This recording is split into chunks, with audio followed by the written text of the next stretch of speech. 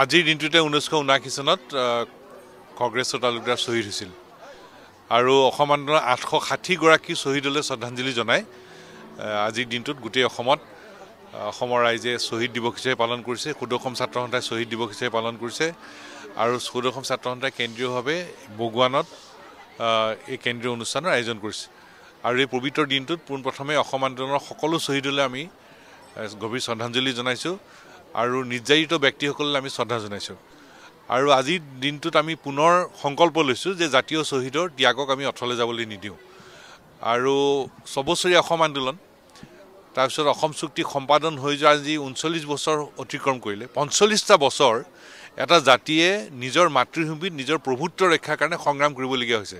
ভাৰতবৰ্ষৰ এনে কোনো ৰাজ্য নাই যিখন ৰাজ্যই নিজৰ ৰাজ্যখনত নিজৰ মাতৃভূমিত নিজৰ পৰিচয় ৰক্ষাৰ কাৰণে সংগ্ৰাম কৰিবলগীয়া হৈছে।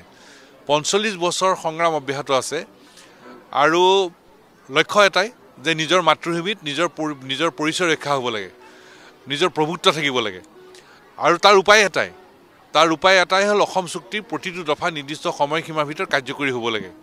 কিন্তু ছবছৰীয়া অসম আন্দোলনৰ পিছত ঐতিহাসিক অসম চুক্তি সম্পাদিত হ'ল আৰু চুক্তিখন সম্পাদিত হোৱাৰ পিছত দিল্লী দিছপুৰত সকলো দলৰ চৰকাৰে ক্ষমতাত আছিল, কিন্তু চুক্তিখন কাৰ্যকৰী নকৰাৰ কাৰণে আজি অসম আন্দোলনৰ সময়তকৈ আজি পৰিস্থিতি বেছি ভয়াৱহ হৈছে, জটিল হৈছে। জনজাতীয় বেল ব্লকত অবৈধ বাংলাদেশী সোমাল, খেতিৰ মাটি ল'লে, বনাঞ্চলত সোমাল, অসমৰ জনবিন্যাস পৰিৱৰ্তন হৈ গ'ল আৰু কিমান দিন অপেক্ষা কৰিব লাগিব অসমৰ খিলঞ্জীয়া মানুহে ফলাফল পাবলৈ আৰু ফলাফল পাবলৈ এটা সময় নিৰ্দিষ্ট কৰ্মসূচী লাগিব আৰু সেইকাৰণে আজি অসম চুক্তিৰ প্ৰত্যেকটো দফা নিৰ্দিষ্ট সময়সীমাৰ ভিতৰত কাৰ্যকৰী নকৰাৰ কাৰণে আজি এই পৰিস্থিতিৰ সৃষ্টি হৈছে। চৰকাৰে নিজে স্বীকাৰ কৰিছে যে উন্মুক্ত ভাৰত বাংলাদেশ সীমান্ত এটি অবৈধ বাংলাদেশীৰ লগত মৌলবাদী সোমাইছে। এইটো দেশৰ প্ৰতি ভাবুকি। অসমৰ জনসাধাৰণে অসম আন্দোলনৰ সময়ত কৈ আছিল যে save Assam today to save India tomorrow. আজিতো এইটো বাস্তৱত ৰূপায়িত হৈছে আৰু এটা কথা স্পষ্ট যে যেতিয়ালৈকে অসম চুক্তিৰ ৰূপায়ণেৰে জ্বলন্ত বিদেশী নাগৰিকৰ সমস্যাৰ স্থায়ী সমাধান নহ'ব তেতিয়ালৈকে আমাৰ সংগ্ৰাম অব্যাহত থাকিব। প্ৰথম কথা যে চৰকাৰীভাৱে অসম আন্দোলনৰ জাতীয় শ্বহীদসকলৰ প্ৰতি শ্ৰদ্ধাঞ্জলি জনাইছে, ভাল হৈছে, কিন্তু প্ৰকৃত শ্ৰদ্ধাঞ্জলি কেতিয়া হ'ব? যেতিয়া অসম চুক্তিৰ প্ৰত্যেকটো দফা নিৰ্দিষ্ট সময়সীমাৰ ভিতৰত কাৰ্যকৰী কৰিবলৈ কেন্দ্ৰীয় চৰকাৰ অসম চৰকাৰে এখন সময় নিৰ্দিষ্ট কৰ্মসূচী ঘোষণা কৰিব। কাৰণ আমাক ফলাফল লাগে, অসমৰ ৰাইজক ফলাফল লাগে। 45টা বছৰ সংগ্ৰাম চলি আছে, অসম আন্দোলনৰ 6 বছৰ চুক্তি হৈ যোৱাৰ পিছত 39 বছৰ ফলাফল লাগিব। ফলাফল আছে অসম চুক্তিত।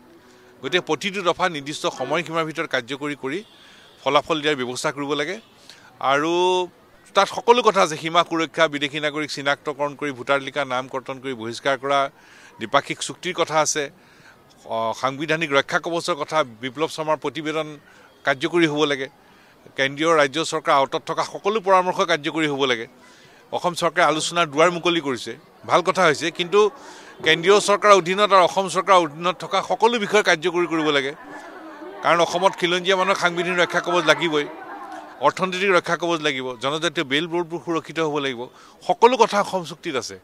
গতিকে 39 বছৰৰ চুক্তি হৈ যোৱাৰ পিছত অসমৰ ৰাইজে অপেক্ষা কৰি আছে অহিংসা আন্দোলনৰ ফল পাব, কিন্তু পৰিস্থিতি ক্ৰমে জটিল হৈ গৈ আছে আৰু ইয়াৰ উপায় এটাই, পলম হৈছে আৰু পলম কৰিব নালাগে। সময় নিৰ্দিষ্ট কৰ্মসূচী ঘোষণা কৰি অসম চুক্তিৰ ৰূপায়ণেৰে জ্বলন্ত বিদেশী নাগৰিকৰ সমস্যাৰ স্থায়ী সমাধান কৰি অসম আন্দোলনৰ জাতীয় শ্বহীদসকলৰ প্ৰতি প্ৰকৃত শ্ৰদ্ধাঞ্জলি জনোৱাটোৱে আজিৰ সময়ৰ আহ্বান।